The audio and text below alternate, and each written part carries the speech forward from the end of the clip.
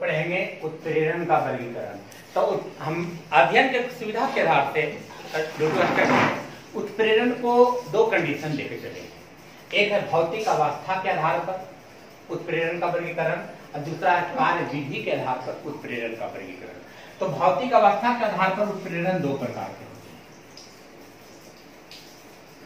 समांगी उत्प्रेरण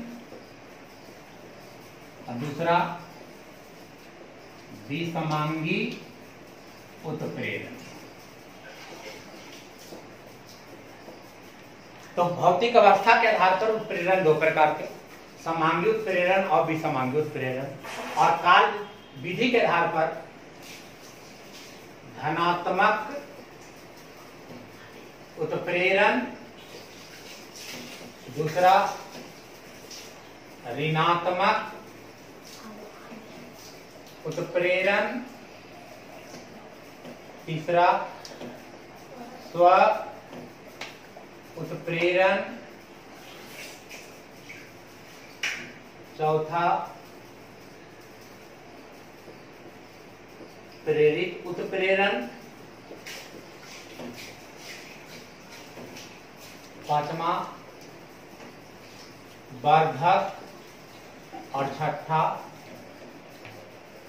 उत्प्रेरक विष पॉइजन।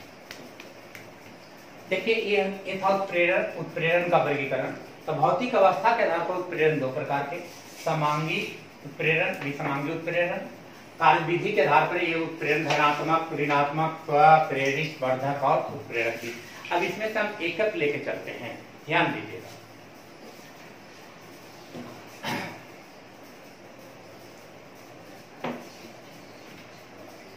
समांगी उत्प्रेरण। तो समांगी उत्प्रेरण को आप समझिए, समांगी उत्प्रेरण क्या है।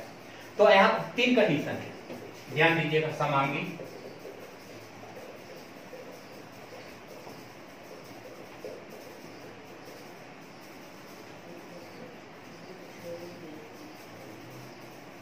देखिए, ये अभिकारक है, ये आपका प्रतिफल है और ये जो है आपका उत्प्रेरक है। उत्प्रेरक ये अभिकारक, ये आपका प्रतिफल।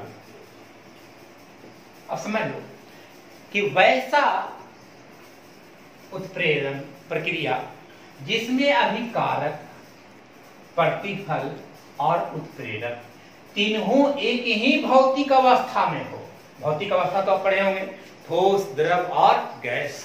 अगर होगा तो तीनों ठोस है तो तीनों ठोस होगा, तीनों द्रव है तो तीनों द्रव होगा, अगर गैस है तो तीनों गैस है। कौन कौन? अभिकारक, उत्प्रेरक और प्रतिफल तीनों जब एक ही भौतिक अवस्था में होगा तो इस कंडीशन को कहेंगे हम लोग समांगी उत्प्रेरक। ये प्रक्रिया कहलाएगा समांगी उत्प्रेरण। ये पदार्थ कहलाएगा समांगी उत्प्रेरक, ये प्रक्रिया जो है वो कहलाएगा समांगी उत्प्रेरण। तो कहता है किस प्रकार की जो प्रक्रिया होगी, उत्प्रेरण होगा, ये कहलाएगा समांगी उत्प्रेरण। कब? जब अभिकारक, उत्प्रेरक और प्रतिफल, जब अभिकारक, उत्प्रेरक और प्रतिफल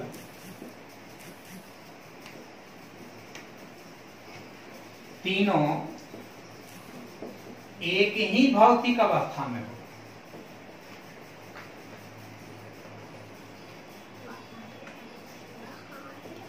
तीनों एक ही भौतिक अवस्था में हो, यह प्रक्रिया समांगी उत्प्रेरण कहलाती है।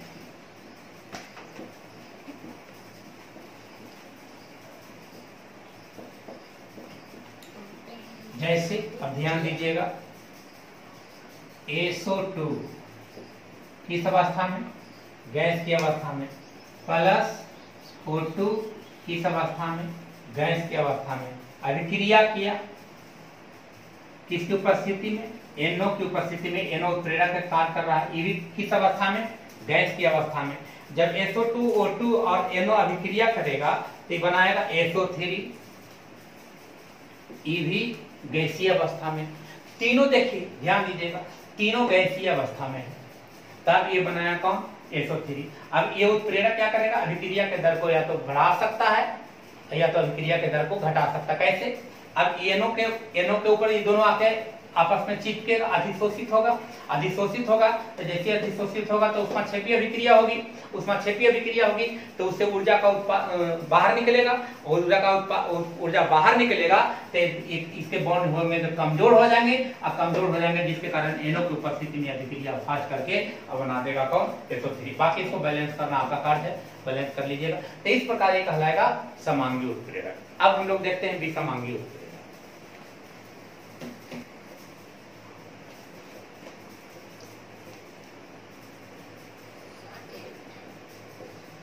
उत्प्रेरण सेम A प्लस B,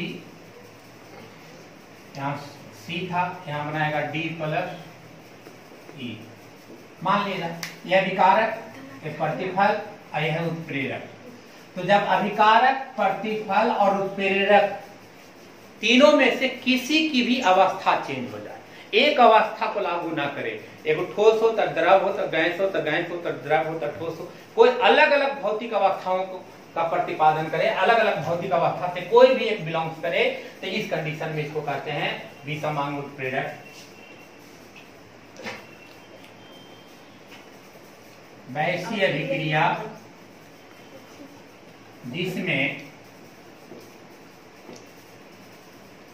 अभिकारक, उत्प्रेरक, प्रतिफल तीनों अलग अलग भौतिक अवस्था में हो। अब ऐसा ना हो जाए कि तीनों अलग अलग भौतिक अवस्था, कहने का मतलब है कि ठोस हो तो द्रव हो तो गैस, एक कोई भी एक अवस्था चेंज हो जाए, एक कोई भी अवस्था, एक अभिकारक का या प्रतिफल का या उत्प्रेरक का किसी में से एक का भौतिक अवस्था क्या हो, चेंज हो जाए, तो उस अवस्था में, अलग अवस्था में हो, उससे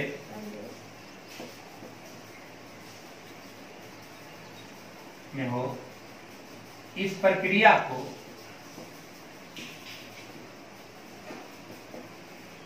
विसमांगी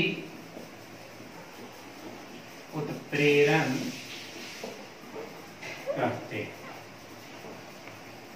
अभिकारक, प्रतिफल और प्रेरक में से कोई एक अलग अवस्था को लागू करे, तीनों एक ही अवस्था में ना हो, तो इसको हम लोग कहते हैं विसमांगी उत्प्रेरक।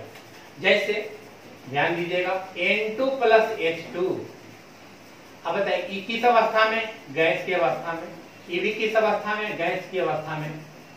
यहाँ था कौन, Fe की प्रेजेंट में, तो E किस अवस्था में था, सॉलिड की अवस्था में।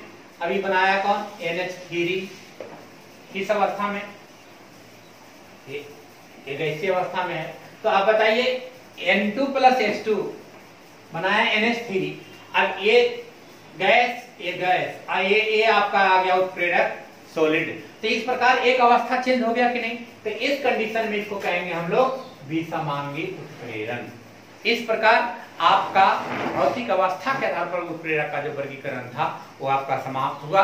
अब बचा कार्य विधि के आधार पर, तो कार्य विधि के आधार पर जो वर्गीकरण होगा वो हम लोग अगले वीडियो में देखेंगे।